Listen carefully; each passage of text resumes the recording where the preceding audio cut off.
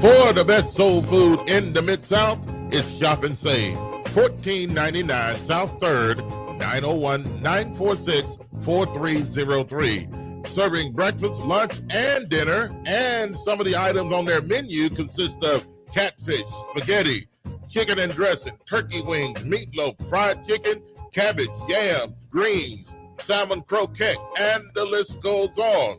Some of the best soul food you ever taste in the Mid-South, it is Shop and Save. 1499 South 3rd. Call them again at 901-946-4303. Been in business since 1991. Shop and Save, 1499 South 3rd, 901-946-4303 for some of the best soul food you'll ever taste.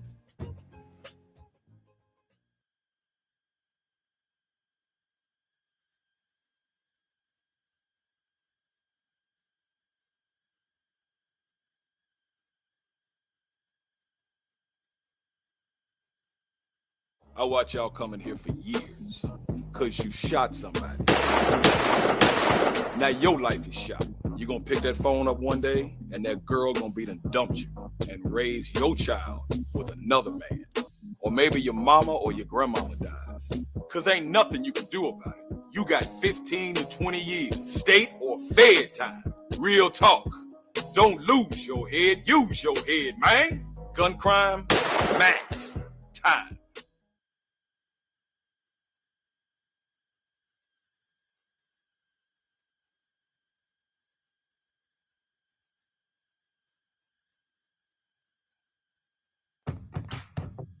This pandemic has hit us hard, but Tennesseans don't stay down for long. We're known for our resilience, and we refuse to back down from a challenge. This challenge is no different. You might be out of work, but there's an opportunity waiting for you. We need you to roll up your sleeves and join our workforce. Right now, thousands of jobs are ready to be filled. Find them at jobsfortn.gov. Let's get to work, Tennessee.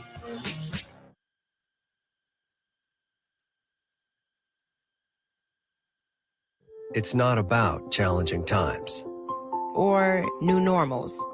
It's about staying true to what matters most. And we're more committed than ever to your health. Your safety has always been our top priority. Times may have changed, but they haven't changed who we are. We're here for you every single day.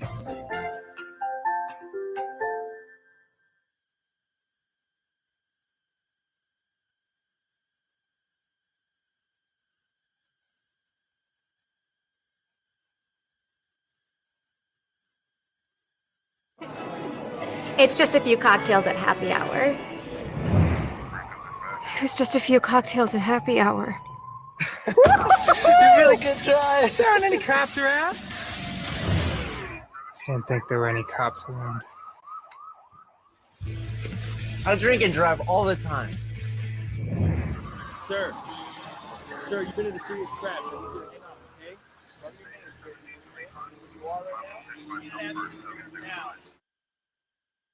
If you're scheduling a wedding, a funeral, birthday party, appreciation service, or any other special event, then you'll probably need an experienced singer. Rose Prince has been singing in church choirs since the age of 8.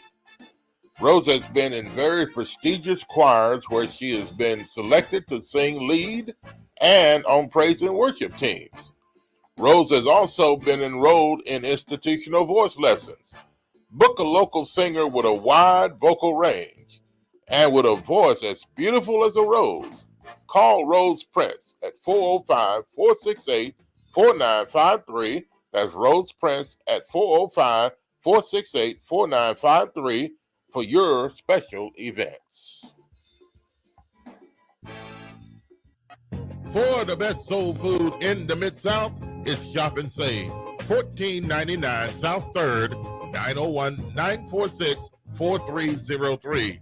Serving breakfast, lunch, and dinner. And some of the items on their menu consist of catfish, spaghetti, chicken and dressing, turkey wings, meatloaf, fried chicken, cabbage, yams, greens, salmon croquette, and the list goes on.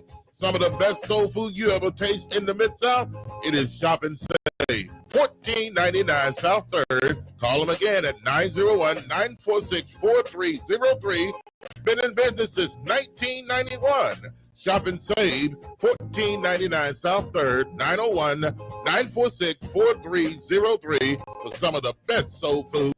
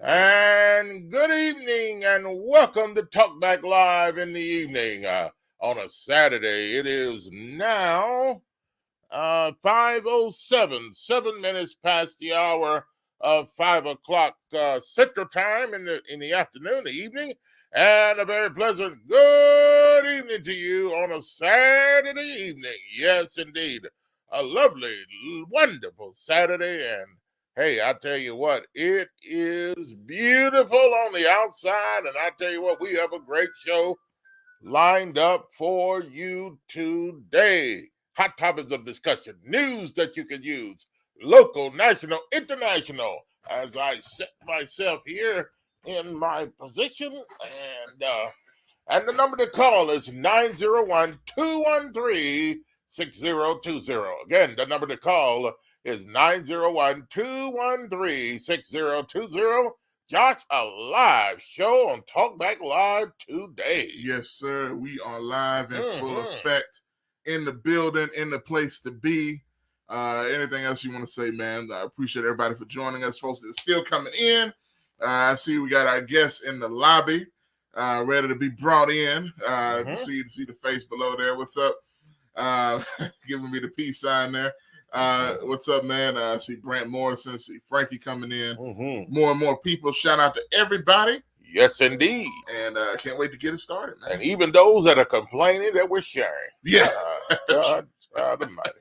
But anyway, we're here. Yeah. And another horse to drag down the hill. True. Yeah, but hey, I tell you what, we're here and bright-eyed and bushy-tailed that they normally would say, and we got a great show lined up for you. So don't you go anywhere. Our special guest, Josh. Yes, sir. Mr. Mike Williams, former president of the Memphis Police Association and former police officer. So Mike Williams is free, I guess, now. I don't know. We'll find out in just a little bit.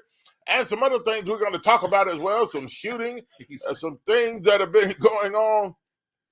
Mike Williams responding in a many way that makes me laugh. Yeah. But there's nothing funny, but folks, about some things that have been happening across our country, and it is increasing more and more. What are we going to do about it? The shooting I'm talking about that happened this past week in Texas. What are we going to do about that? Is it out of control? Are they taking all the measures and doing what they're supposed to do to make sure places are safe where you shop, schools are safe where our kids go to school and college or wherever churches, you go? The churches where churches are safe. Just people are just going anywhere they want to go and just start shooting up, folks. And you know what? It's interesting how stuff happens. Not that too much, but I know. And of course, this wasn't a shooting, but it was a gun found at White Station High School. Oh my goodness! This week as well. It's a situation. I believe it was a school in the Mid-South. I know I saw it locally on, I believe it was Channel 3, talking about a guy that was charging at some kids at a school, and the teachers had to tackle him. Wow. 3 or 4 teachers and take him down. There's a lot of crazy stuff going on. Well, we'll get into that and some other things coming up in just a little bit. Again, 901-213-6020. And you can listen to us and hear us live and respond to us on Facebook, Twitter, YouTube, and also TalkBackLiveNetwork.org. Are we there? Yeah. Yes, you can go there and watch us live as well. And I'm missing couple other places we are, but yet, absolutely. Josh, let's get it on. Let's start the hour. Get it to the headlines, and I guess. Into the headlines.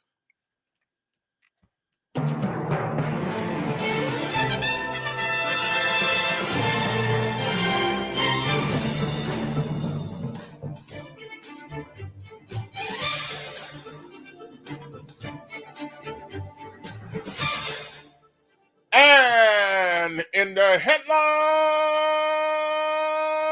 today, we've got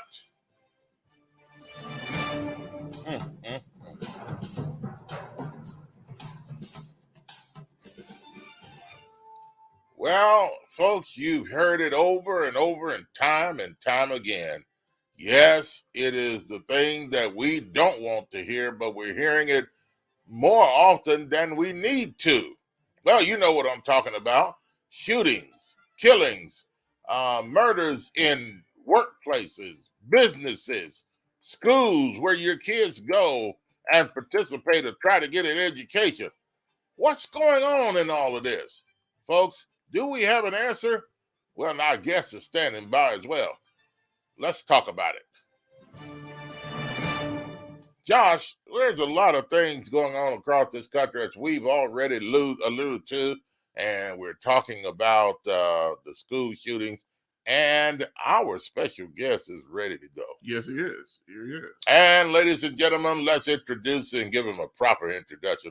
Former police officer for the Memphis Police Department for a number of years, retired, and used to be president of the Memphis Police Association, and among other things. Ladies and gentlemen, we're glad to have him back on our show, Mr. Mike Williams. Mike, welcome to Talk Back Live with Bob and Josh.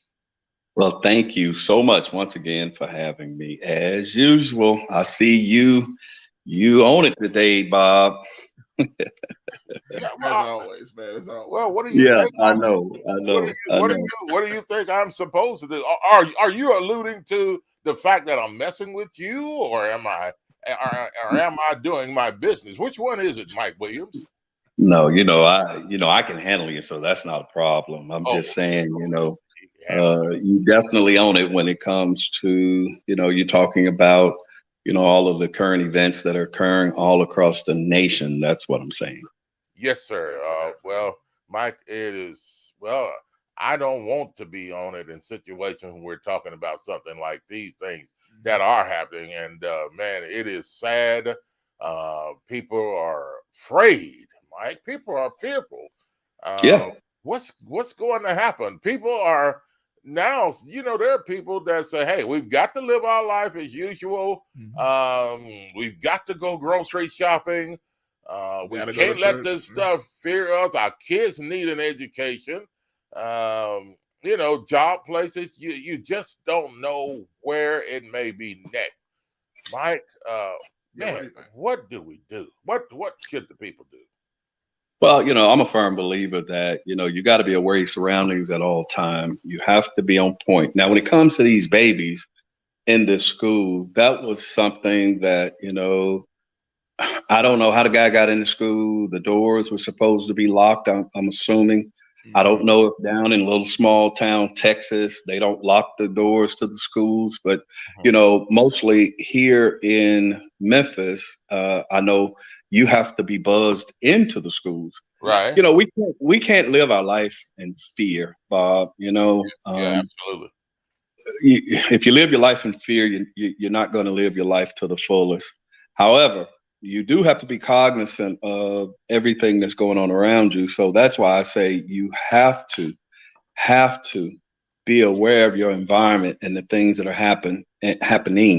And you also have to, I'm very careful about where I go, when I go there, and the things that I necessarily do, because you don't want to put yourself in a situation to whereas something could occur. But if it in fact does occur, then you want to be prepared to deal with that situation. We're living in a time, Bob, where a lot of people are stressed out. They're stressed because of high gas. They're stressed because they may not be getting paid enough money where they work. Yeah. They're stressed because of the coronavirus and individuals that have been locked in the houses for almost 2 years. And some people are still living in fear and have psychological issues even because of the coronavirus. And then you have instances like this young man who was possibly bullied. And if I'm not mistaken, the young man at White Station was also possibly bullied. And this is how they feel as though they can stand up, retaliate, make a statement or something to that effect. The young man in Texas, he shot his grandmother. He had just turned 18, went out and bought an assault rifle legally. And to think that the governor of Tennessee is talking about lowering the age that you can actually carry a weapon to 18 as well. That law is not necessarily intended for our community, the African American community. Definitely. It's intended for, I would say, the Caucasian community, because unfortunately, Bob, we have so many young African Americans that are 13, 14, 15, 16, 17, 18 that are already carrying weapons. And that's so unfortunate. But I think they are leaning toward instituting laws like this so that the affluent, and I'm not going to say white, I'm going to say the affluent in our community has the ability to carry a weapon, which doesn't necessarily make it good, because just like in Texas, you have a young man like this who is possibly being bullied, and he goes buy an assault rifle and goes into an elementary school, and to shoot these babies like that. And then another thing, Bob, that was a small town, and almost everybody in the town kind of either knew each other, were related, or through some way, shape, form, or fashion have come in contact with each other. So, one of the things ran through my mind was, I wonder if it was anybody in that school that he knew. How could you look a 5, 6, 7, 8, 9, 10-year-old in the eyes, someone who is so innocent, someone who we're supposed to protect, and to shoot them? Something has to be seriously wrong with you psychologically. Something has to have happened that has, traumatized you to the point to where you don't care, because I'm sure he probably knew that he was probably going to be killed. So that was kind of like a suicide by cop, but it was homicidal, suicidal. You done shot your grandmother. What, Bob, what makes you want to shoot your grandmother? Someone who is responsible for you actually being here. Man, we got some people that are psychologically traumatized on all kinds of levels and are doing all kinds of things. And even when you look in the city of Memphis, the homicides are still occurring. I saw somebody committing a burglary on a camera, and they're actually doing it combat style now. You got a guy jump out, he walking with an AR-15. They're breaking in the car. So if anybody comes out, I guess the guy with the AR-15 is going to engage them. You know, I said this a long time ago, and a lot of people got upset. I said, you know, and not necessarily talking about the citizens of the city of Memphis, but when I was on the board of the police association, we put billboards up saying, "Danger, do not enter. This city does not support public safety." I remember that. You got a lot of complaints about that too. Yeah. Everybody was pissed at me, Bob. But guess what, Bob? It's come to fruition, bro. Yeah. You know, we have the highest number of homicides. I think we had 332 last year. We beat the previous record, which was 216, 224. You know, we beat it by over 100. And we're on a pace this year to actually either meet or exceed the previous record that we broke. So what does that tell you? That tells you that we're having a lot of problems here in the city of Memphis, you know? Yeah, we can't deny, Mike, what exists. We can't sweep it under the rug. We've got to deal with it. But you know, now let me ask you this: do you think this is something that people that are criminals that look to murder people, do you think this is something that they feed on? They are wanting to commit murder or crime to see the rate of murders go up, homicides go up. Well, we've got to do what we got to do to make the record, to beat the record from last year. Those criminals that have not been caught, you know, they, you know, and the gangs and all of those people. Is this a feed on or a something that, you know, encourages them to get out and do more as far as committing homicides? Well, no, Bob, you know, I don't think anybody is trying to beat the record or set the record for last year.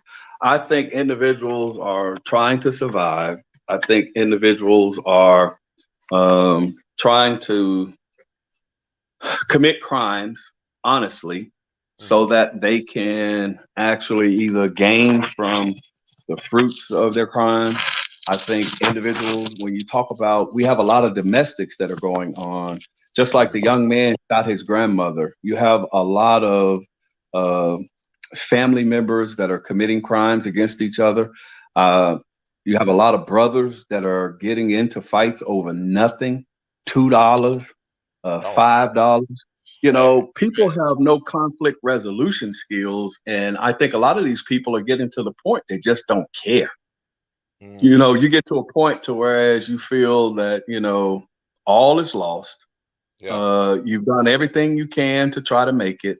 And we just have more and more individuals that feel that, you know, this is it. This is the bottom, you know, and they can't control their tempers. Or you know, when you have all of these young people that are out here and they're breaking into cars, committing robberies, committing burglaries, selling drugs, and then you have a lot of gang activity that is occurring as well. So when you have all of these young people that are doing these things, and then you put on top of that, you know, the lack of income, the lack of stability in the household, you know, lack of education. You know, Memphis has one of the highest poverty rates. You know, we're talking a 27% poverty rate. You know, all of that, Bob, has an effect on how people react. So I don't think it has anything to do with, you know, trying to set the record or break the record or anything like that. I think it's more so this has just become a lifestyle for people.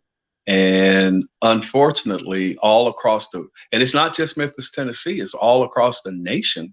You know, you have individuals that just feel like there is no hope.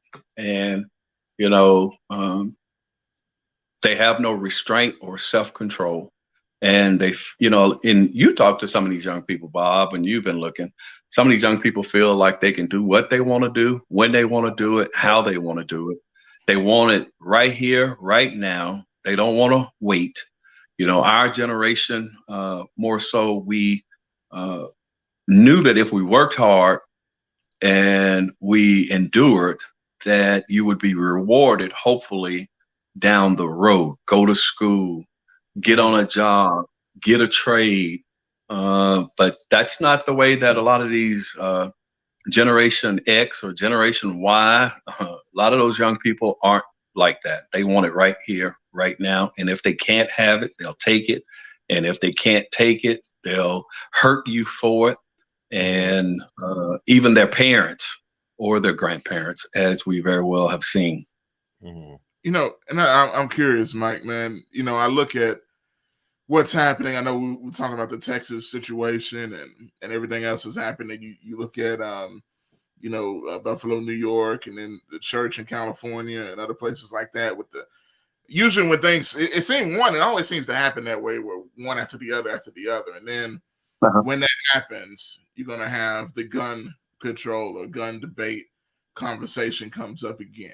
And I'm curious what y'all think about it. Now, I got a clip, I knows about it too, is from the news, kind of talking about the back and forth that's kind of going on. And if I play that right now. Go ahead. And so when we come back, I want to kind of get into that vein of it and see, are we going too far one way or the other, or does something kind of need to start happening right now? So we're going to go to that. Let's take a listen. Take a watch. Take a look. We'll be back.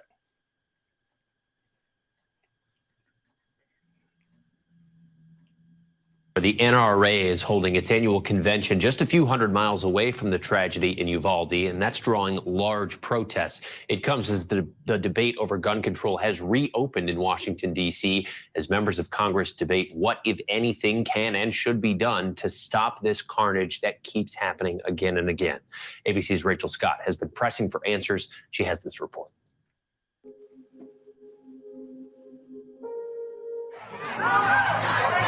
Nearly 300 miles away from the Uvalde massacre, the largest gun rights organization in the nation is gathering. Protesters rallying outside the NRA convention in Houston, Texas. We need to remember who we need to organize against, and that is those people in there.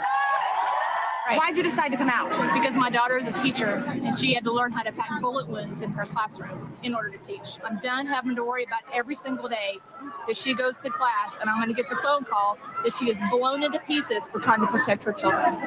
I shouldn't go to school and be scared that I could get hurt that day because we can't control our guns. And I shouldn't have to worry about it. You want to see change? Yes, I want to see change. Inside the NRA convention. I'm honored to be here in the great state of Texas with the wonderful patriots of the NRA. As former President Donald Trump and Texas Senator Ted Cruz took the stage, attendees told us guns aren't the issue. Do you think America has a gun problem? Absolutely not. Absolutely not. Teresa Wakefield, a gun owner and grandmother of 13, says after Uvalde, lawmakers should reconsider the legal age to buy a gun. Why should you be able to buy weapons at 18? It's heartbreaking. But guns don't kill people. People kill people. The guns didn't jump in the truck. The guns didn't run to the school. The guns didn't do it. That young boy did.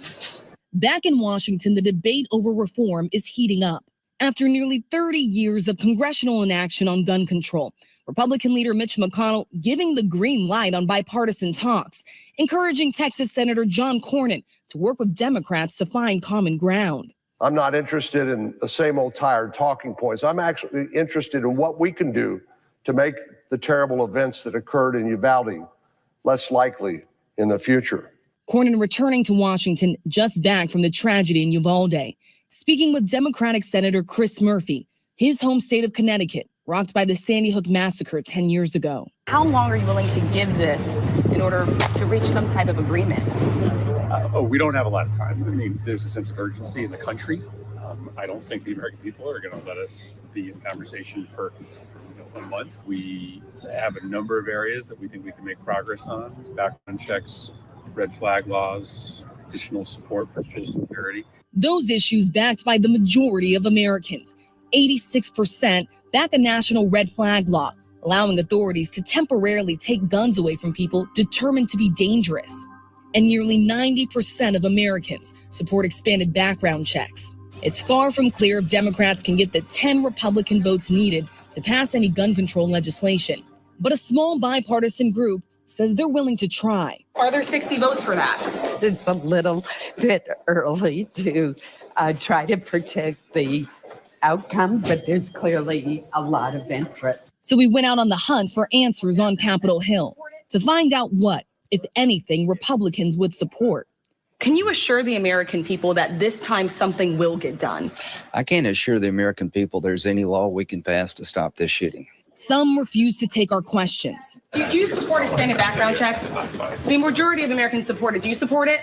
After the mass shooting in Texas, will Republicans take action on gun control legislation? The majority of Americans support background checks. Do you support it? Others said gun reform is a non-starter. Passing more laws without enforcing what's already on the books seems somewhat pointless to me. The majority of Americans support some type of action when it comes to gun reform.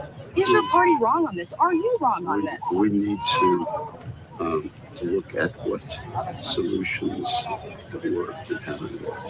But if the majority of Americans say background checks, ma'am, I realize you have a point of view, but I've been happy to it's the point of view of the American people, sir. When questioned about background checks, Republican Senator Rick Scott ended our interview. Red flag laws when it take away guns. Okay, would you like me to finish or are you going to do it? Okay, you do it. Senate Democrats can change the rules to pass gun reform legislation without Republican support. But moderate Democrats Joe Manchin and Kyrsten Sinema are not on board with ending the filibuster.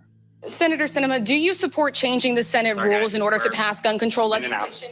19 children are dead. Thanks so much. Can you give us a comment about it? Here in these halls, David Hogg, also on a mission, a survivor of the 2018 Parkland school shooting, who first spoke out as a 17-year-old. We're not trying to take your guns. We never have been and we never will. Today, he's 22 and still fighting for change. I'm frustrated, outraged, but more than anything, I'm just exhausted because we've done our job. We've done our job right. The mistake that we made after Parkland was that as young people, we assumed that we had a government that even halfway worked. All right. Well, man, there's a lot in there. Yeah, and our guest is with us today. Mr. Mike Williams, former police officer at Memphis and former president of the Memphis Police Association. And Mike, welcome back. Listen, I know I've seen people, heard people talking about this, and the statement was made, guns don't kill people, people kill people. But what do they kill them with? I mean, guns are not going to just go off. So there has to be somebody pulling these triggers. And how do they get them? Mike. Well, I'm going to tell you this. I support the Second Amendment, the right to bear arms. I don't want anybody taking my guns. I have guns. Mm-hmm. But I do believe that if you drive a car, you got to have a license. I think there has to be mechanisms put in place so that just any and everybody cannot have access to guns. Mm-hmm. And that's the crazy part. I think the NRA, having a rally so close to that location is insensitive. I think former President Trump going, he always throws fuel on the fire to me, which is crazy. But you have individuals from all sides that are going to do what they have to do. If the Republicans had control of the Senate, Bob, they would do what they needed to do, right, or whatever it is their party wanted to do. That's why I always have problems with the Democratic Party. they have control of the White House. They have control of the Senate. They have control of the House of Representatives, and they still have to tarry and beg and all of that to get something accomplished. You know, I don't want them to put mechanisms in place that's going to prevent me from carrying my weapon. I don't want them to do that. I don't ever want anybody to do that. You know, there was a time during the Revolutionary War when the great citizens of this country had to bear arms to protect this country. And with a lot of the things that are happening, we may have to find ourselves in the middle of that again. So I definitely want to be prepared if, in fact, that happens, and I'm around. I may have to protect my homeland, and different things like that. But still, because you do have to have a license to drive a car, you do have to be a certain age to buy alcohol. There should be mechanisms in place that's going to assure that any individual that does bear arms is responsible. They have some type of training, and they are mentally stable, at least at the point to whereas when they purchase the weapon. Now, what 18-year-old, and I'm just saying, you know, we have children, and what 18-year-old do you know that has the wherewithal half the time to do the right thing? You know, they're still trying to learn in life. They're still trying to learn how to just be an adult, or an individual that has their independence.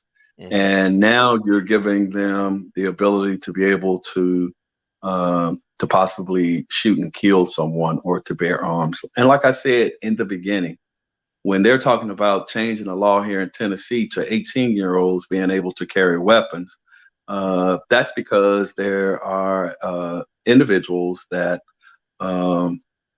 think that this is the solution to the problem, to give the affluent in the state of Tennessee the ability to carry arms at a young age, when, you know, sometimes you have to look at it and go, well, you know, it is pretty violent around here, and you do want to protect yourself. So, you know, I can't help but think, though, like, I know the affluent, so to speak, right? And I'm like this, man.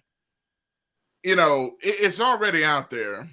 You know, it's not like they're limiting, you know, at least not at this point, especially not in Tennessee, you know, anything when it comes to guns. And is it necessary to keep progressing things to make it easier and easier for anybody? No. Even that way you don't even need no. a permit anymore. I am against that. I am against. You know what I mean? And don't get me wrong, you know, I was privileged in that, you know, when I was growing up, I had a grandfather who, you know, would take me hunting. I would shoot guns and weapons. So I wasn't all that thrilled and just crazy about guns. And I do think that there needs to be some type of training for a lot of these young people that are so curious about guns. My daughter was 10. And this was just last year, or this year, actually. She was 10. And one day she asked me about my gun. That's when I knew it was time to take her to the range. I took her to the range, gave her about an hour block of instruction on loading, unloading, gun safety, this, that, and the other. And I allowed her the ability to be able to shoot the weapon. And the reason I did that is because a lot of times we have children that get hurt that are around guns, and they're just curious because they don't know what a gun can actually do. So you allow them, introduce them, train them in the use of a gun, and it's not so foreign to them. You know what I mean? Yeah. So, you know. And I'm looking even in the comments. I know Bobby probably got something there, but I'm looking at the comments. See, you got the debate raging on. That's kind of polarizing the country. Even you know, and you're gonna have that, and that's what I love about America: freedom to think, freedom of speech, and there should be debate in regards to where do we go from here, because I don't care, I don't want to use that term, guns don't kill people, people kill people. But I will tell you this. Individuals have guns all over the place. And you have a lot of young people, like we talked about in the African American community here in the city of Memphis. They have guns. They're not 18. Yeah. They have guns. The other day, I think they stopped a young man. The police did. And I'm not going to say when or where, but they stopped this young man because somebody called and saw that he was armed. He was 13. 13 years old, walking down the street with a 9mm. But where does he get it though? Where? Well, Bob, they're all over the streets, Bob. They get them. If you notice, they're breaking into a lot of cars. I don't care if you're at the Butcher Block. I don't care if you're downtown on Beale Street. I don't care if you're at some parade or whatever. They're breaking into a lot of cars. And because the state of Tennessee has the castle law that states if, in fact, you have a weapon in your car is an extension of your home. So a lot of individuals go to Beale Street or they go somewhere, just like, we're talking, and they're carrying weapons and they can't take them into the club. They can't take them into the theater. They can't take them into whatever. And they're leaving those guns in their cars. And a lot of these young people know that. So when you see something and they say that broke in 20 cars or 30 cars, guess what they're getting out of those cars? Guns. Wow. Yes. As a matter of fact, did we not have the police chief gun stolen? Yeah, out of her car. Absolutely. Out of her car. Out of her car. Welcome to Memphis, CJ Davis. Yeah. Well, I couldn't believe that. I'm like, man, come on now. It's tough enough. Well, but listen, 901-213-6020. If you called, call back. I think call. We want to talk to everybody that calls. Yeah, call. You can call us back at 901-213-6020. Anybody else like to call and leave your message on Facebook, Twitter, like a lot of you are doing. Debate is getting hot. Vicky, Brett Morrison, and some other people are talking here. But that's what we like. We want you to respect each other in your conversation as well. Right.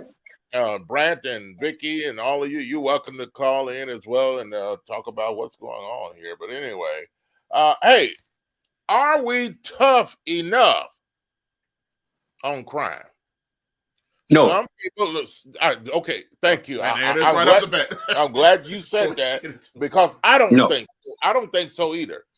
Some people complain about the death penalty, but we have to do something, Mike, to let these people know. Call from Carl radio station. To accept, press 1. To send a voicemail, press Okay, let's go to the phone lines. Carl, welcome to the show. Good evening on a Saturday.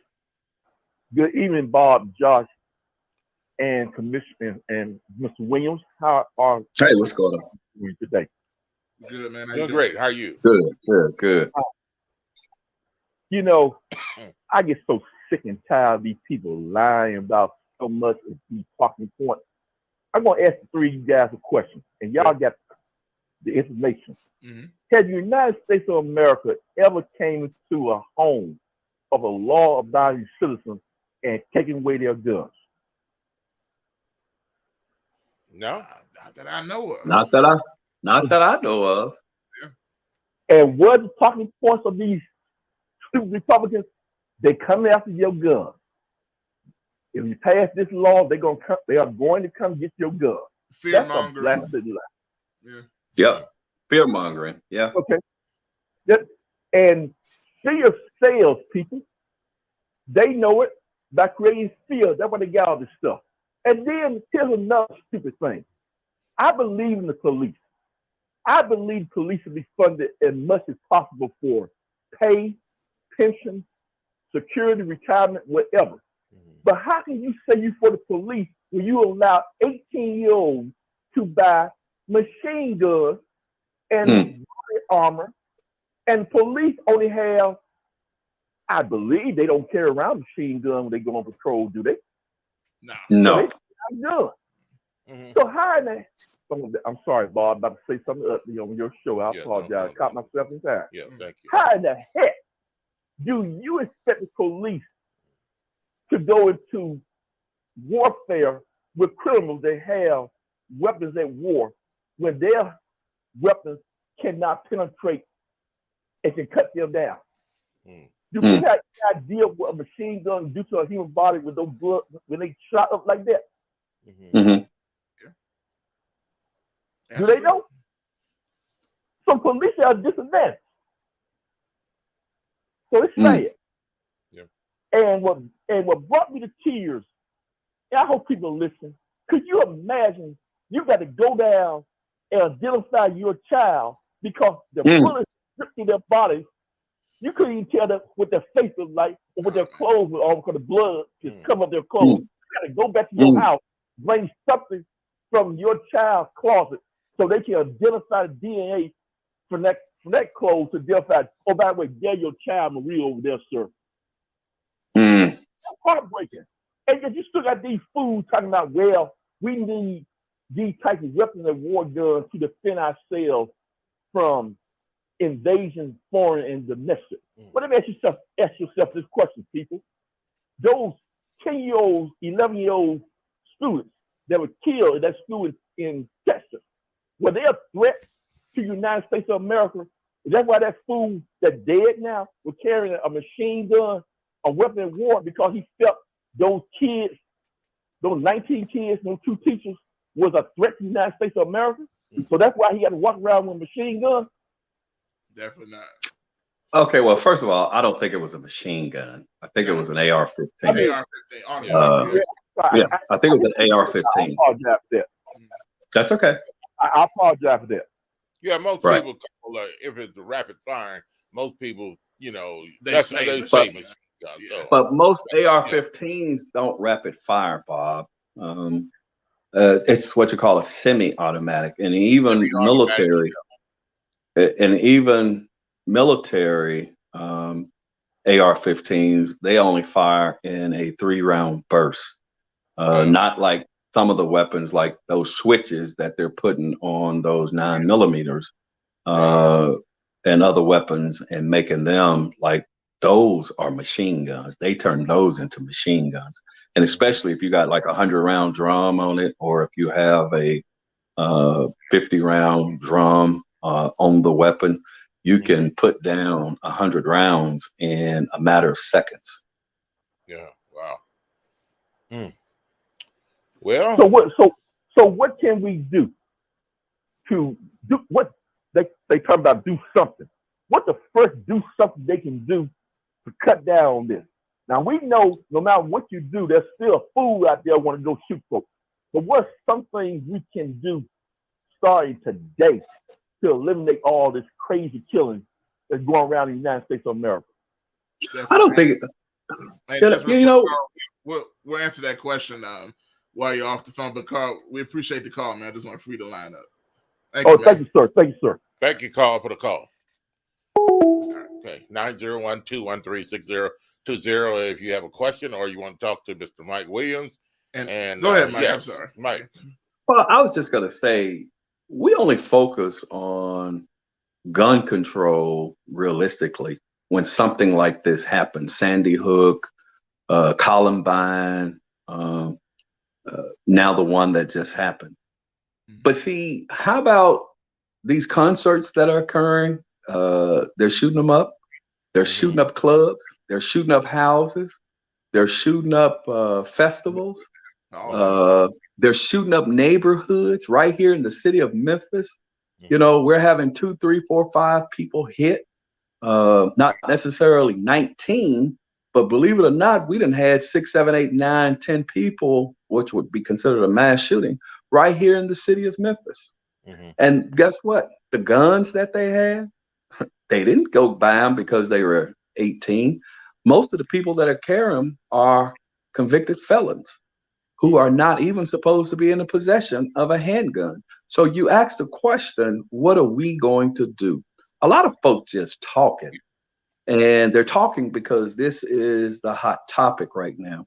You know, this is my thing is you got to let law enforcement be law enforcement. We got to stop coddling criminals. We got to stop coddling individuals that are committing crimes. And we have to allow the law enforcement officers to do their jobs, because what has happened is you have muzzled law enforcement in this country. Now, don't get me wrong. When you got stuff like George Floyd that happens, or anybody else, to whereas the police are overstepping their bounds, they need to be held accountable.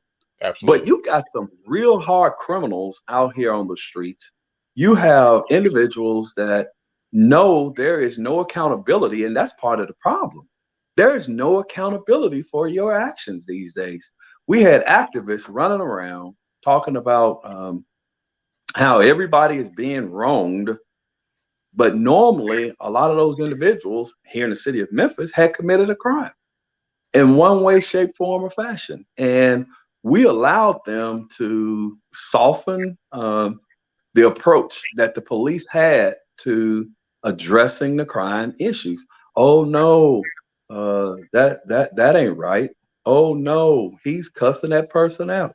Oh no, he pulled his weapon.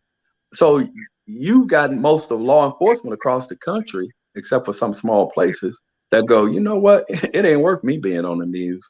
It ain't worth me losing days and I don't get paid and I can't pay my family. It ain't worth me losing my career. So we'll just go in and pick up the pieces. But that's not being proactive. That's being reactive. When, if in fact you're going to address the crime, especially in cities like Memphis, you have to allow the police the ability to be proactive and not reactive. Our guest, Mr. Mike Williams, former president of the Memphis Police Association and great police officer, retired now. And we're glad to have him on the show today. 901-213-6020. A lot of comments. Mike and Josh have come in and come across our pages here. How come I can't see the comments? Oh, I'm about let me ask this question. Let me say this right quick. Mike, I asked the question earlier, and I made a statement earlier. Are we tough on crime, enough on crime? Some people complain about the death penalty. And I'm gonna make a statement here in a minute. I'm gonna tell you, okay, let me make this statement right now. Let me make this statement right here. I was in a conference call the other day, about a week ago, and I was with pastors and bishops across the country, and we were talking. And so they were saying that do they get the death penalty? Do people deserve to be killed in prison that commit these type of crimes, that kill other people? And that was the question, that one of the questions that came up, and I said, yeah, the death penalty. I think they should get the death penalty. And it was the statement that was made back to me by all of those bishops that were on the panel was, but God is a forgiving God. He's a forgiving God, but we should forgive as well. We should not kill them and give them the death penalty. They should just go to prison so that they can have an opportunity. Now listen to this, so that they can have an opportunity to accept Jesus Christ. Did God not also bring rain for 40 days and 40 nights and did away with everybody except Noah and his family? Did God not, as Moses was crossing the Red Sea, open up the Red Sea, but closed it behind him, which killed a lot of people? Does God not bring plagues and different things like that? You know, one of the things the Bible says is that God is a vengeful God. Allow him, vengeance is mine, saith the Lord. You know what I'm saying? So, you know, people twist the Bible, people twist scripture. People to mean and say what they wanted to say. But that's what I like about my God. My God, I no longer need a priest or anybody else to intervene for me, because once we went from the Old Testament to the New Testament, we went from law to grace. And now I have the ability to petition God myself for understanding. So I ain't listening to that craziness. We can now come boldly to the throne of grace. Yes. That is correct. Yeah. Now, you know, about the death penalty, this is it religiously saying that we should give them an opportunity to accept Jesus, keep them alive so that they could get, my statement was, everybody, I don't care if they're in prison or out of prison, or I don't care if they get the death penalty or not. There's a lot of people that are not in jail, not accepting Jesus Christ. So what are we giving them a chance to do? You know, and then one statement was made, you know, if we what was that statement? Anyway, it'll come back to me here in a minute.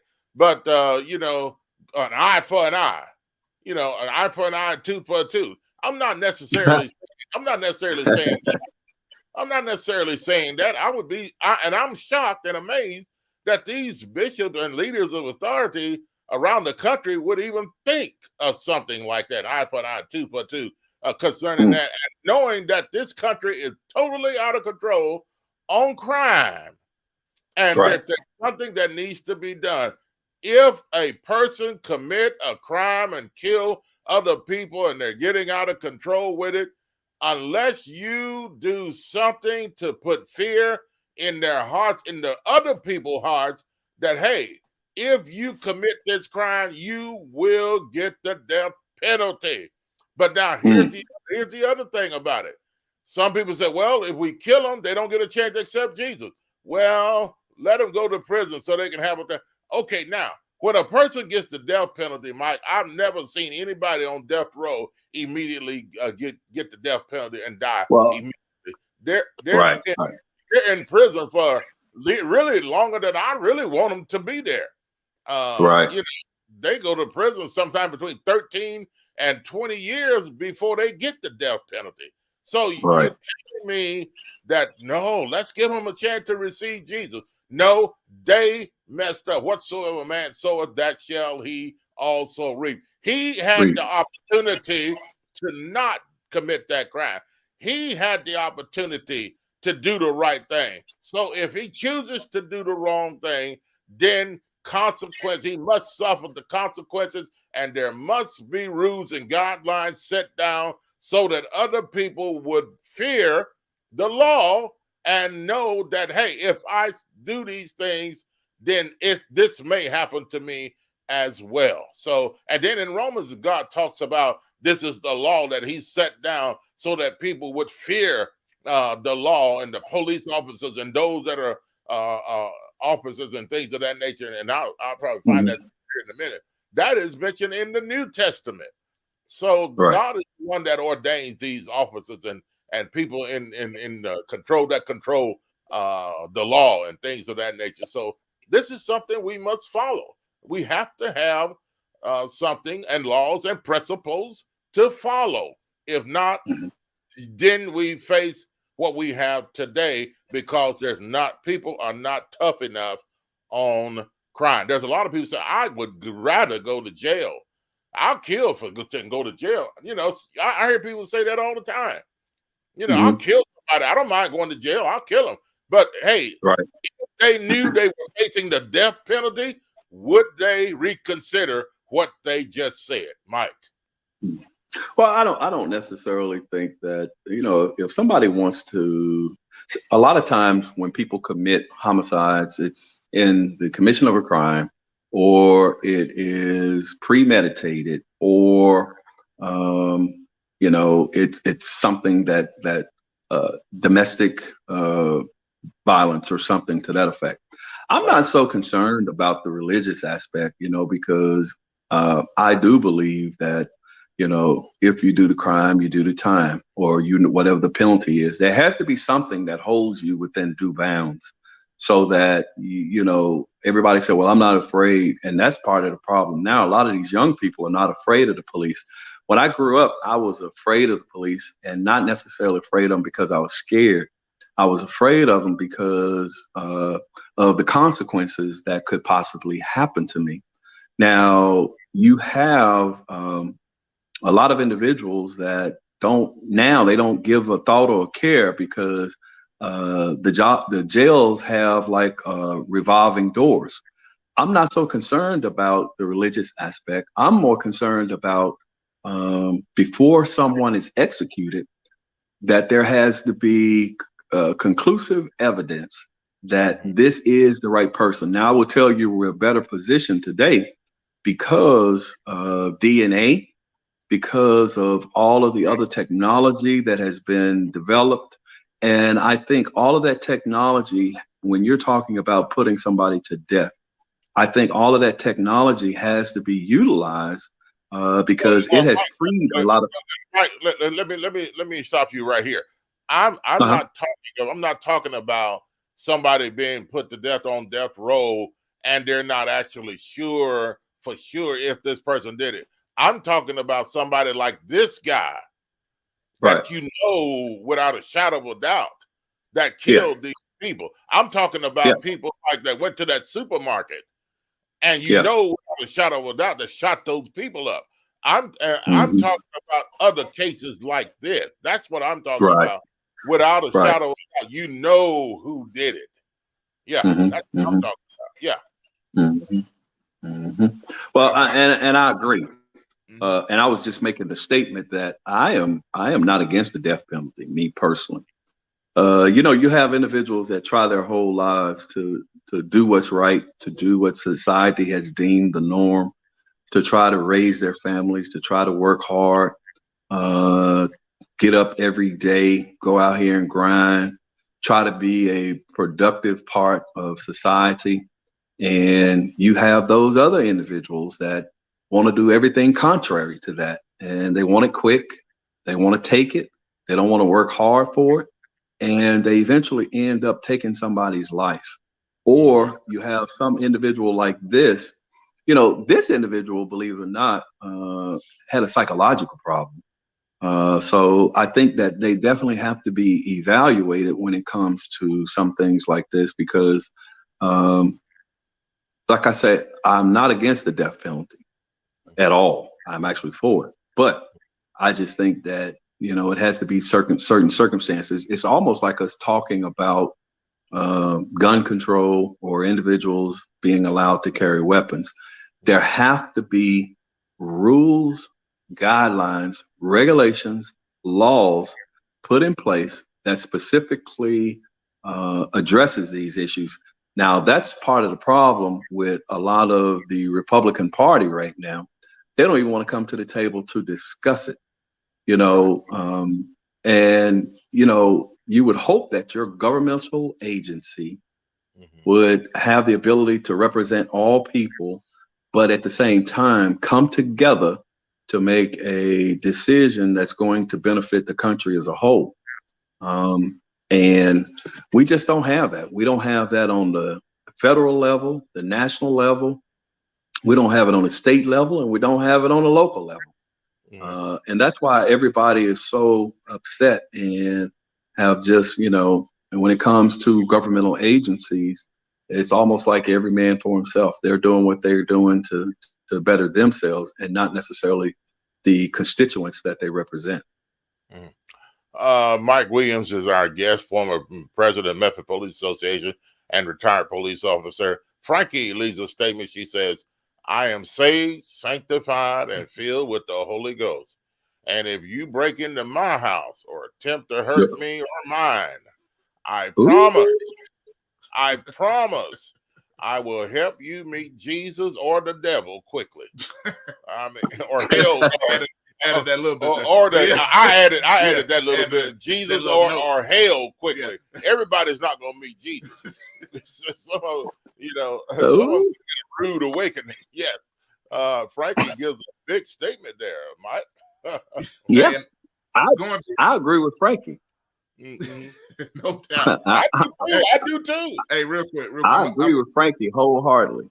Yep. I'm gonna help you out too. Hey, Mike, either that, I'll shoot you, and then say, "Let us pray."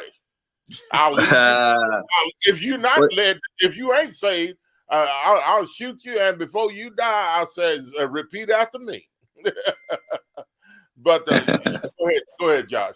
I just read some of the comments that came through and put them on the screen here, just real quick. A lot of comments. Thank you for your comments. Definitely. Great comments too, Josh. Yes, sir. Brad Morrison said there was violence and killings long before guns. It's just kind of like the quote we read earlier. People kill. If someone wants to kill people, they will. Then have Frankie said there are more guns in this country than people. Something ain't right. Scrolling through some more. Brant says criminals will always still have assault rifles, nonetheless. Yep.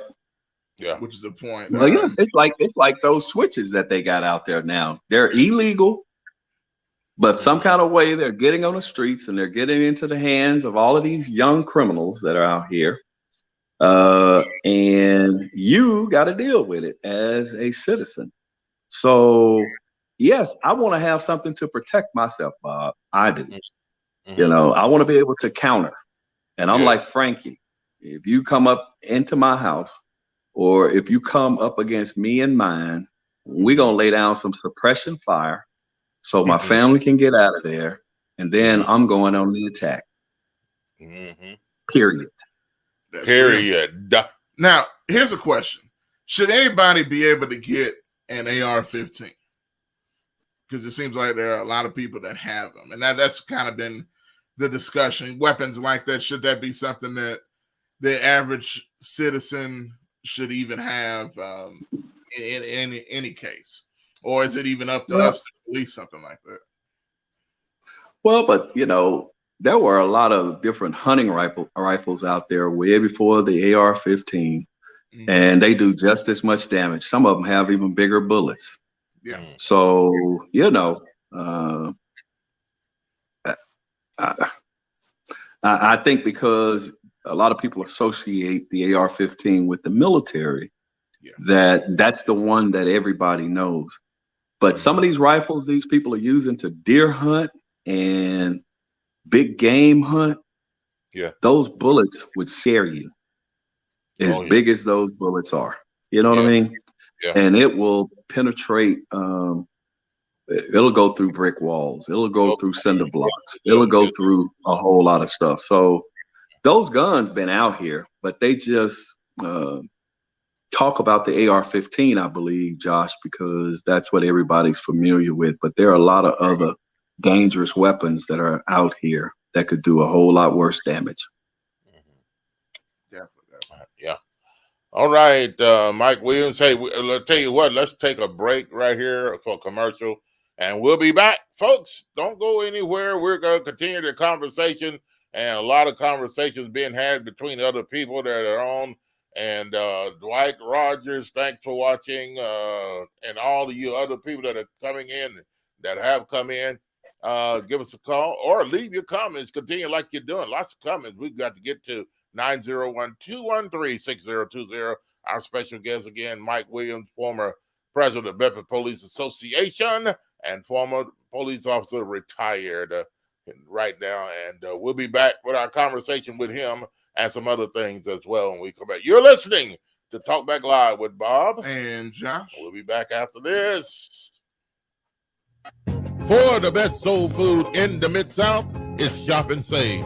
1499 South 3rd, 901-946-4303. Serving breakfast, lunch, and dinner. And some of the items on their menu consist of catfish, spaghetti, chicken and dressing, turkey wings, meatloaf, fried chicken, cabbage, yams, greens, salmon croquette, and the list goes on. Some of the best soul food you ever taste in the Mid-South, it is Shop and Save. 1499 South 3rd. Call them again at 901-946-4303.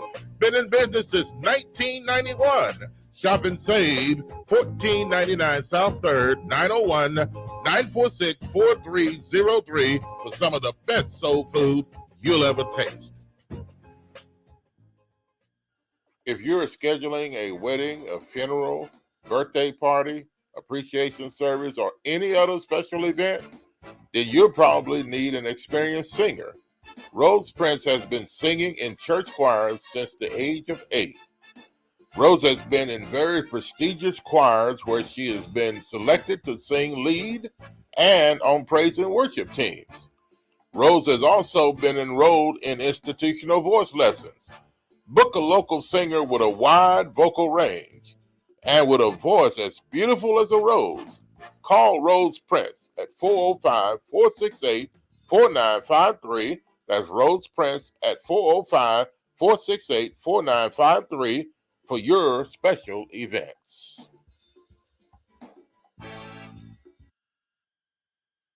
I watch y'all coming here for years because you shot somebody. Now your life is shot. You're going to pick that phone up one day and that girl going to be done dumped you and raise your child with another man. Or maybe your mama or your grandmama dies. Because ain't nothing you can do about it. You got 15 to 20 years, state or fed time. Real talk. Don't lose your head, use your head, man. Gun crime, max time.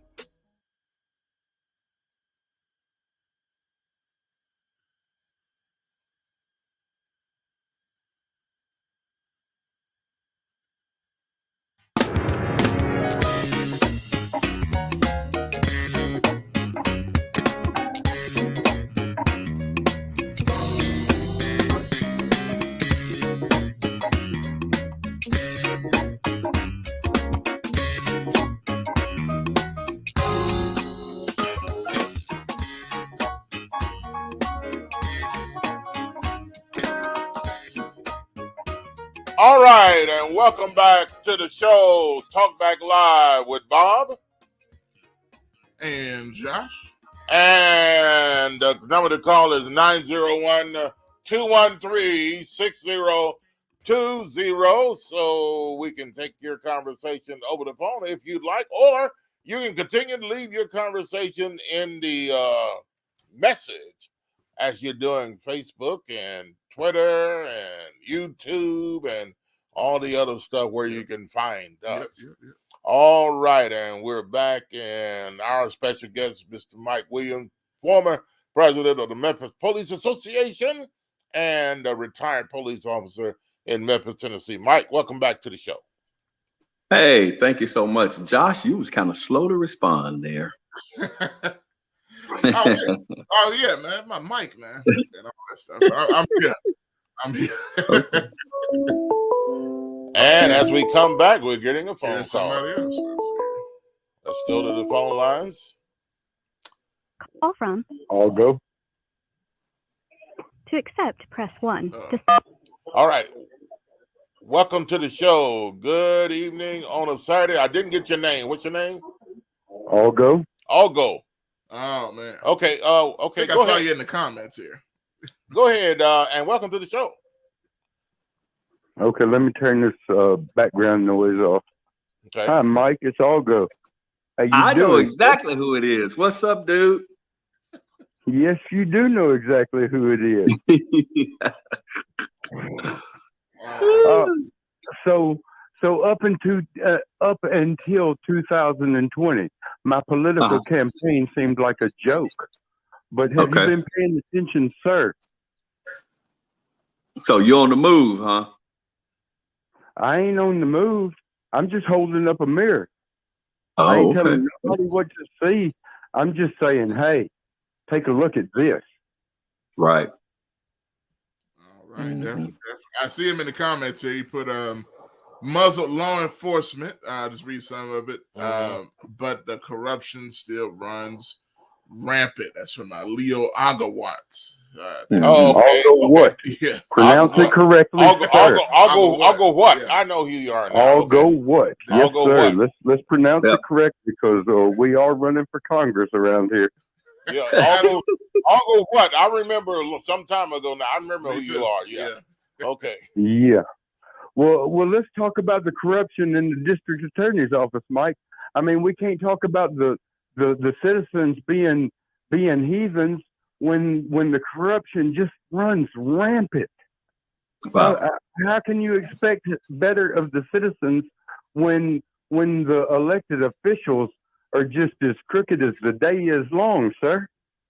I'm with you, Argo. I definitely believe elected officials should be held accountable. They definitely should be in accordance with the Tennessee Code annotated if in fact they are establishing or issuing law mandates, that they're the guidelines that they have to follow. And if in fact they are not following them, then something needs to be done to address that issue. I agree. Agree. I mean, let's look at my last campaign, my last political campaign, as I was running for Congress against Steve Cohen, and my minister of propaganda was killed out at the penal farm like Jeffrey Epstein. Let's talk about what's really going on in Shelby County. Wow. Peters, let's not forget his name, because wow, what happened to him? Who? Thorn Peters. He was my minister of propaganda. I remember that. I remember that. Let's talk about what really happened, because I have really been my political campaign has been a joke. Yeah, haha. But what really happened is not a joke. What really happened was the corrupt system of Shelby County came down hard on my campaign and my friends, and they killed my friend out of the penal farm, and said he died in his sleep like Jeffrey Epstein. But don't nobody want to really talk about that. They want to talk about why are these kids so wild? Well, these kids are so wild because what have they got to look up to? Right. Come on now, folks. Come on, what's really going on? But let's just keep going with Cohen. Kiss my ass. I'm sorry if I cuss, but somebody ain't bad enough to cuss around here. Sir, listen. We appreciate and we respect you. We want you to respect Don't our respect platform. me. No. Wait a minute. Wait a minute. No. Wait a minute. Wait a minute, Mr. Argo. What? Whatever you are, I don't care. You're gonna respect this show, and you're not going to curse on this show. You want to talk to us? Argo, what? Argo, fuck yourself. Hey, hang up on that idiot. That stupid idiot. And this is the type of crowd that wants to run for office. For what? I'll go, what? For what? You idiot. Yeah, you can't be doing stuff like that, man. You don't need to elect a clown in office. It's those type of people that don't need to be in office. Come on a show and knowing that we're Christian people, whatever the case may be, and then come on here and disrespect us and then say what you want to say. I'll go, what? What in the world are you, you crazy idiot? You're not going to come on here and run this show. You're going to stay within the guidelines and principle of this show. We're not going to have it. Straight up. 901-213-6020. If you'd like to call and talk to us decently, and we don't mind your comments, we don't mind you calling. Either way, as long as you do it with respect toward the people and you do it with respect toward the host of this show and our guests, we will not allow it. We will not have it. Mike Williams, go ahead, sir. And I'm sorry. Go ahead, John. Oh, you good. That was all necessary. I ain't got no problem with it. But shout out to Brent. He comes in what we were talking about a little earlier. So the Marines have mostly swapped over 5.56 for 308 ammo, simply because, like Mike said, they're bigger bullets and kill more effectively. Most AR-15s use 5.56, so it goes to that point as well. Brant Morrison also says, "Dang, ain't nobody gonna want to follow that call." Well, hey, we're not welcoming people, Brant. There's a lot of decent people out there that's listening to this show that can call in, and they know they can call in, and they're decent citizens of Shelby County and Memphis, Tennessee, and they will not behave like this clown that just did. Yeah, I'm a Christian, I'm a bishop, I'm a preacher, and I've been doing it for a number of years, but I will not sit by idle and let you come and rule and run what's going on this show. I'm not a whip, and you're not going to treat us like one. Wow. Just because I'm a Christian don't mean that I'm weak back and weak knees and snot nosed. You're not going to do what you want to do on this show. Hey, absolutely. They don't need to get it confused for the other guy. You know what I'm saying? I know that's right. Bob is a fireball. But anyway, so, no. But now I know something we were talking about before we wrap up here. I know, but we got a little time here. We were talking about it specifically in the city, right? Yes. And I don't know which one you wanted to go with first, Bob, when it comes to the MPD. Let's talk. Let's show the MPD video, and then we'll listen to the police chief. Listen to what she had to say. Coming up on a year for her. Yeah. 1 year, and we welcome her to town and give her an opportunity to do what she needs to do to straighten this situation out. We'll listen to her, and we have another video we want you to take a look at, folks. Take a listen and take a look at this, and we'll be back. And get that number out one more time for me. 901-213-6020 if you'd like to call. And Otto whatever his name is, you are not permitted to call this show ever again. Yeah, it is. Take a look at this video.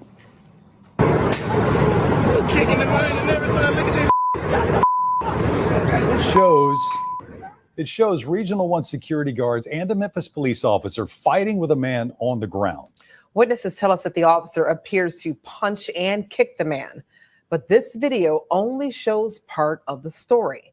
This happened last night near Regional 1 and UTHSC in the medical district. That's where we find Fox 13's Dominique Dillon live tonight. Dominique, the MPD told you the video does not tell the whole story here. It appears the person who captured the video was standing across the street, and when his tape started rolling, he caught security guards as well as Memphis police officers right here in front of Regional 1 fighting with a suspect. Now, the video, the 62-second video, doesn't tell the full story according to Memphis police. They say that suspect, before the camera started rolling, broke the officer's nose as well as the bone around the officer's eye. A witness says his video shows a Memphis police officer fighting with a suspect. But Memphis police say what you see on your screen doesn't show what led up to this 62-second video. Here's the backstory. According to police, Monday evening, security at Regional 1 Health Hospital on Jefferson Avenue flagged down a Memphis police officer. Police say Rico Dixon was walking through the parking lot, looking into cars and pulling on the door handles of the vehicles. The police report says MPD officer C. Blalock tried to walk up to Dixon, but he refused to stop for the officer. Dixon ran away, police say, and Officer Blalock chased him. According to the police report, the officer tried to stop Dixon, but had no luck. Instead, we're told the suspect hit the officer several times in the face, breaking his nose and orbital socket. Memphis police say they are reviewing all details about what happened. And Dixon has been charged with attempted burglary to a motor vehicle, as well as evading arrest and a slew of other charges. But stay tuned, because at 6 o'clock, we talked to a crime analyst about whether what happened before the video started rolling justifies the officer's force. Reporting live in the medical district, Dominique Dillon, Fox 13 News. All right, thank you, Dominique. Now, we reached out to Regional 1 for a statement, and this is what they told us. I'm quoting here. Regional 1 health security officers routinely patrol the hospital campus to promote a safe environment for patients, guests, and employees. On May 9th, an individual was observed attempting to enter Memphis Police Department patrol vehicles parked on Jefferson Avenue. The individual attempted to leave the area and was approached by the police officer responding to the situation. A struggle ensued, and the police officer asked hospital security to assist in detaining the individual. Statement continues. Our officers followed proper protocols in their attempt to assist with detaining the subject and had no further interaction with the subject when additional police units arrived on the scene. Well, Mike, I know you talked about some people like to look at police officers as, not respect them or say that police officers are too tough. Right. But is this example we just saw, can this falsely... Does it cross the line, basically? Does it cross the line? And is this one of the things that people look at right here and say this is why Memphis, or this is not Memphis, but police officers are too tough on crime? And or should they do? Is it not? Well, let's put it this way: is this not an officers being too tough on crime here? I don't know. I heard that the guy broke the officer's nose and the officer's orbital socket or something to that effect. I'm a firm believer, once you have an individual in custody, everything stops. Now, I don't know if, in fact, they were trying to handcuff this guy and if the guy was still fighting. I don't know. I know he was on the ground, but I don't know if he was still resisting arrest. Now, you had 3 individuals there. I don't think you had to get up and kick the guy and all that kind of stuff. I don't, Okay, right. But there are times when you have to continue to try to persuade the individual to get in the position of submission. Because a lot of times they like to put their hands up under them, trying to resist arrest. And sometimes they're still fighting on the ground. I didn't see the guy doing a lot of fighting. I didn't. Once he was on the ground. So. Now, there are other things too, Mike, that take place other than the person physically fighting. Sometimes they're spitting on officers. Well, all that kind of stuff. They're saying all other kind of things, but if the person is in handcuffs, whether they're spitting or not, kicking a person on the ground and they're in handcuffs, is that not called for?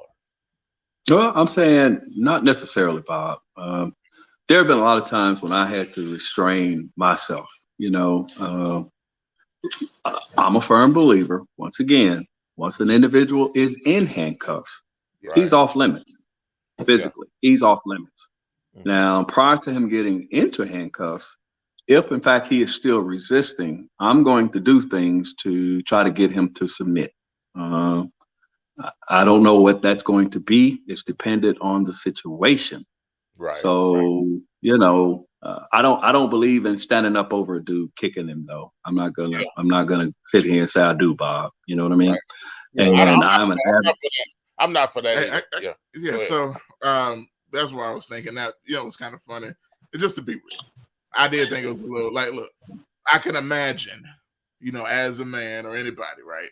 If the dude has a broken nose and his eyes hurting and all that stuff, I'm pretty sure the officer was pretty pissed. Well, I'm saying his endorphins kicked in. He was upset. It was in the heat of the moment. He was doing what he do. I mean, that type of kicking wasn't about restraining.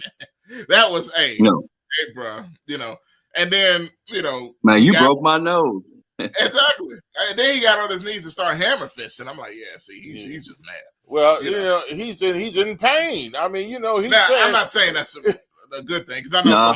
I'm going to tell you. I think the guy, because I didn't see his hands behind his back, so I'm just going to assume that the guy was still resisting. Now, I can see some of the actions that the young man did, but even that goes to a limit. Definitely. Well, there you go. 901-213-6020. If anybody thinks the mosquito, how did the mosquito get in my office here? Oh my goodness. That time of year. Yeah. Oh my goodness. But anyway, he's already paid the price. Yeah. But anyway, folks, what? I was talking about a mosquito in my office. I said he's already paid the price. He's gotten the death penalty. Yeah, he took him out. But anyway. Oh, Bob, you're a murderer. 901-213-6020. But real quick, excuse me. Yes, sir. Real quick, I'm gonna get this last clip in. Yeah. That we got and get everybody's thoughts on this. Then we'll do our thing. You know what I mean? Yeah. All right, we'll be right back. Yeah, let's take a look at this last clip, folks, and we'll be back. So looking forward, after a year on the job, we're talking with Memphis's police chief tonight about her goals for the next year. Chief C.J. Davis presented to city council members today, and our WREG's Shay Arthur was there and spoke with the chief about what's ahead. Shay, fill us in on what she had to say. Hey, Stephanie. Hey, Greg. Yeah, there's changes coming to staffing as well as new units, and then changes coming for reducing crime overall. A crime scene, a sight too many Memphians see too often. Tonight, Police Chief C.J. Davis says for the upcoming calendar year, her department has set a goal. We're hoping for a 5% reduction in crime, in Part 1 crime. People get violent crime mixed up with Part 1 crime. Part 1 crime is a combination of both violent crime and property crimes. And we have property crime issues right now. Actually, our property crime issues are driving our crime more so than aggravated assaults and gun crimes. She says a 5% drop in incidents is, quote, reasonable, acknowledging her department knows what they're up against with the crime trends and kids about to be out of school for the summer. Starting next month, the department will activate 50 part-time positions staffed by retired officers to enhance community engagement. There will also be Girl Scout troops at every precinct. Also looking ahead, 30 additional officers will be added to the entertainment district downtown by the end of next month. Something Chief Davis told me was needed when we recently spoke following the deadly shootout on Beale Street in April. Also next month, MPD plans to have a unit dedicated solely to addressing traffic problems, with a new commander along with 10 officers, including an additional 6 motorcycle officers. The chief told me previously the department didn't have the staffing needed, but they're starting to get more numbers to deploy resources. As a person that drives the streets of Memphis, we've got volume here, but we've got some mean drivers on the road. And we want to be able to demonstrate that the Memphis Police Department is out there to enforce the law and take us off the list of being high fatalities, in the state of Tennessee. Stephanie, Greg, again, overall, the chief tells me her goals for the upcoming year are, of course, get crime down, have more community engagement and involvement in the community as well. We're live downtown tonight. Shay Arthur, WREG, News Channel 3. Try this bizarre All right, Mike, welcome back. What do you think, Chief Davis? The comments.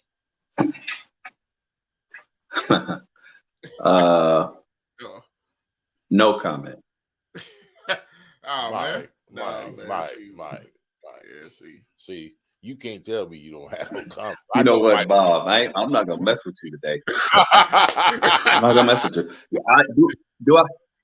I'm saying that for my show. Do I have? Yeah, I'm saying that for my show. However, I will say this. Me still being kind of involved with what's going on around the police department, I'm going to say that, when they started this new unit and they're doing,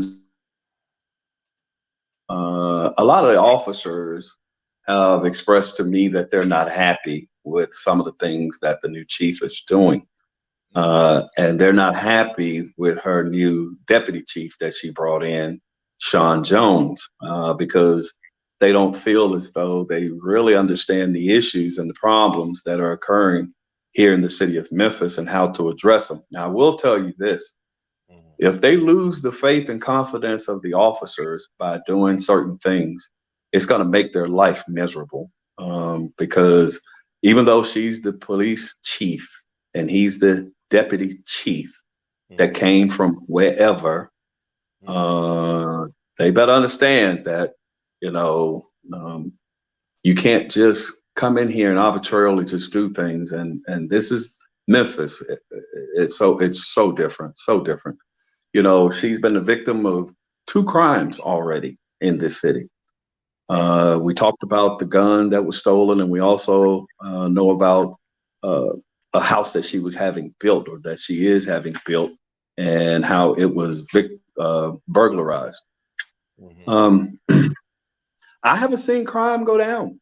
I've seen you make aesthetic changes, but I have yet to see the crime go down. So, I've been trying to give enough time. A lot of people have asked me to speak on Chief Jones. This is the first time I probably have done it. Like you said, she's been here a year, and I was going to talk about how I feel about certain things on my show this week. Okay. So you got it first, Bob. At first I said the jury was out, and now I'm saying, I haven't seen anything. I've seen you want to change the car. I've seen you want to change certain units. You want to change shifts and different things like that, but it's pissing officers off. And if you can't get them to respond, especially when they're already short, you have a lot of officers working 12 to 16 hours a day. So when they were talking about starting this new unit because they got more numbers, I'm trying to see where those are, because as far as I know, the numbers are still down. So I don't know. It takes more than a year to turn this thing around. So I'm still gonna give her a chance, before I start just jumping out there. I was gonna say, I know the jury out. I was about to say, is the jury about to come back and I think it is. Yeah, offer a conclusion. I think it is. Strickland has another year, 2 years, maybe. Yeah. It feels like this year and next year. So if she doesn't do something, I don't think she'll be here when the next mayor comes in. Now, here's a quick question. I know Bob may have something for that, but because I got to go to dinner. My nephew is visiting from out of town. Jesus, I thought it was gonna be an hour. You know what? You're right. We're gonna let you go, man. Bob can kidnap me. I'm just seeing the time, actually. Good grief. Bob kidnapped me. Don't blame me now. I'm not the only host on this show. Don't get Chief Davis, Chief Davis on this. You know what I'm saying? But yeah, I'm just kidding. I'm like this. Is there even anybody that can win mayor? I have no clue who would be the next person at this point. A lot of people keep asking me, am I going to run? I'm not running, but I will tell you, there are several people that approached me that are running because they wanted to ascertain if I was in fact running or not. And I assured them that I wasn't. So I already know of about 3 people that are going to run for mayor. Yes. I hope one of them is not I'll go what? I'll go what? Yeah. I'll go what? Or whatever his name is. But I'm gonna tell you, right. It needs to be of course it needs to be somebody, but yeah. I don't have a clue. So hopefully it's somebody good. I'll just put it there. Maybe I ought to do it. I don't know. Hey. Right. But anyway, I'm pretty sure somebody will come along. We need somebody who is unbossed, somebody that the power brokers in this city does not control, and someone who is going to truly represent the constituents, put their safety and their quality of life ahead of everything, ahead of economic development, ahead of private industry making money in this town. Because I believe that if, in fact, we control the crime, if, in fact, we increase the quality of life for the citizens in this city, then industry will come because they look for, we have so much to offer, in comparison to a lot of other places. Memphis is cheaper. The utilities, sewage is cheaper. Labor, believe it or not, is cheaper. So I will tell you that if, in fact, we provide a safe, secure environment for businesses to be able to thrive, then they will come, because a lot of those companies from up north, they love Tennessee right now. As you know, they got the, the blue, What is that Ford plant coming in? Yeah, you're right. Yeah. Blue Opal. Yeah. They got, so you got companies that are coming in here because land is cheaper. This is a right to work state, so they don't necessarily have to unionize, just different things like that. All of it ain't necessarily good. However, if we continue to provide a safe and secure environment and an environment that they can thrive, then they're going to come. They're going to come. But we need to do something with this crime. Yeah.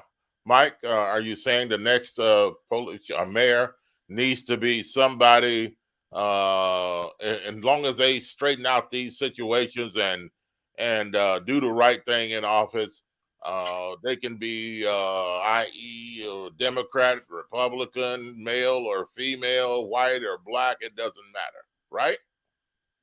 As long as they do the job. Correct. Okay. All right. Correct. All right. Mike Williams, man, it's good to talk with you again on this in this area of arena of a talk show again, man, and we'll look forward to you joining again. Thank you. Mike Williams, former Josh, thanks for inviting me back, because I know it wasn't Bob. See, this is all right. See, you just committed a crime. No. Mike Williams. I'm folks, just kidding.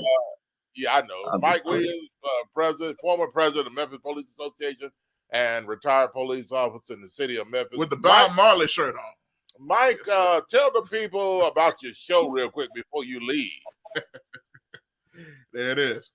Oh, yes, I do a show called Memphis 360. As a lot of people know, I used to do Wake Up Memphis from Behind the Badge. When I was the president of the Police Association, I gave that show up once I retired, and I started to produce my own show, which is Memphis 360. We believe in going from the boardroom to the streets. It comes on SVP TV Network, which is also on Uverse, Roku, Apple TV, Comcast, the whole 9 yards. And I go live on Facebook as well when I'm taping the show. It's Thursdays at 7:00. Awesome. Thursdays at 7:00, and look for. And I've seen your show, Mike, several times, and good topics, good issues, and things you guys talk about. Doing a very good job over there again. And man, we appreciate you joining us today. Look forward to this. To you joining us again, man. Yeah, and running for mayor, man, all that stuff. Man. Yeah. Whatever. And thank you guys so much. You guys have guests on my show as well. I appreciate it, and we're gonna have to get you back over. All right, definitely, brother. Appreciate you. Thanks. There you have it, folks. Have a good one. Yes, sir. And there you have it, Mr. Mike Williams, former president of Memphis Police Association and a former police officer. He's retired now and joining us today. We want to appreciate that. Let's take a. Well, let's get out of here. Let's get out of here. Yeah. Oh, we're gonna take a commercial break, but after we're gone, we'd like to thank all of you for joining us and on the show today. And while I'm talking, if you have a call, you can get in real quick while I'm talking before we leave. 901-213-6020. What do you think? What do you think about the show today? What do you think about the crime in the city? What do you think about police chief? What do you think about police officers beating up on that guy, kicking him while he's down, and all that other kind of stuff? What do you think? You better get it fast. Yeah, real fast. Because we're getting ready to head out of here. Hey, Josh, hey, folks, thanks for all your comments, your questions, and man, what a great audience we have. And we appreciate all of you. And listen, Mr. Agawat, his name, I don't know you. I don't have anything against this guy, y'all. But, we're not going to allow people to call the show acting like a clown, and he's a politician. Well, maybe he was acting the norm. Yeah. As a politician. Yeah. And let me say this. I know there are some good politicians out there, and they're respectable and everything. But this character, if his name comes up on the ballot, you know how he's behaved on this show. And you tell other people, do not vote for this clown. Yeah, and as I recollect, and it's been several years. Yeah, going back. I mean, he's done this before. He's done this before. Yeah, so he's done this before. I hadn't seen him in the least and I've 4 given years, him a chance. yeah. Tried to give him a chance again to talk on our show again. I remember. Yeah, and he's done it before, and he's come on again. And this just goes to show you how black people sometimes try to step on other black people. It's a disgrace. All right, folks. Thanks for joining us. All your comments and conversation and phone calls. And we'll do it again next week. And have a wonderful, wonderful Memorial Day. And some of you are getting out barbecuing and all this kind of stuff. And so enjoy yourselves. Be careful on the roadways and wherever you go. Folks, we'll look to talk to you again next weekend for another edition of Talk Back Live. And so have a wonderful weekend. And we'll talk to you the next time. All right. Brad says, see you guys next weekend. All right, Thanks, Mr. man. Brad. Hey, we're out of here. Have a good one, y'all.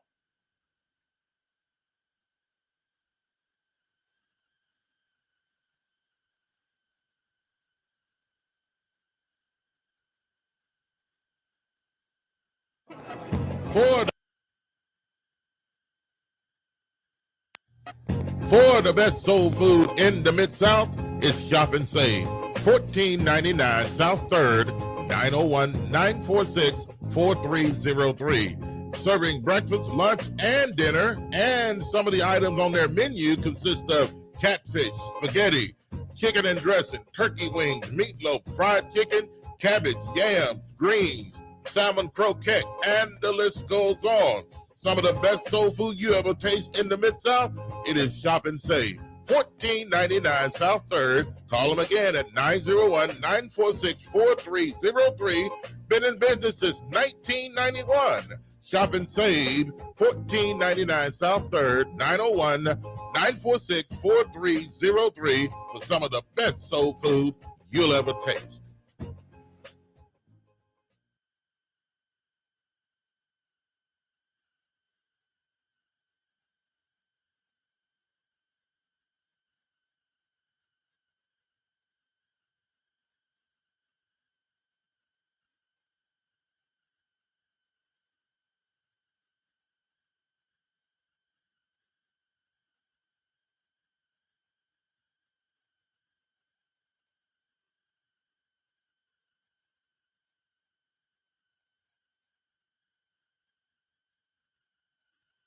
If you're scheduling a wedding, a funeral, birthday party, appreciation service, or any other special event, then you'll probably need an experienced singer.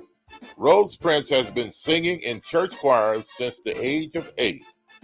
Rose has been in very prestigious choirs where she has been selected to sing lead and on praise and worship teams. Rose has also been enrolled in institutional voice lessons. Book a local singer with a wide vocal range and with a voice as beautiful as a rose. Call Rose Prince at 405-468-4953. That's Rose Prince at 405-468-4953 for your special events.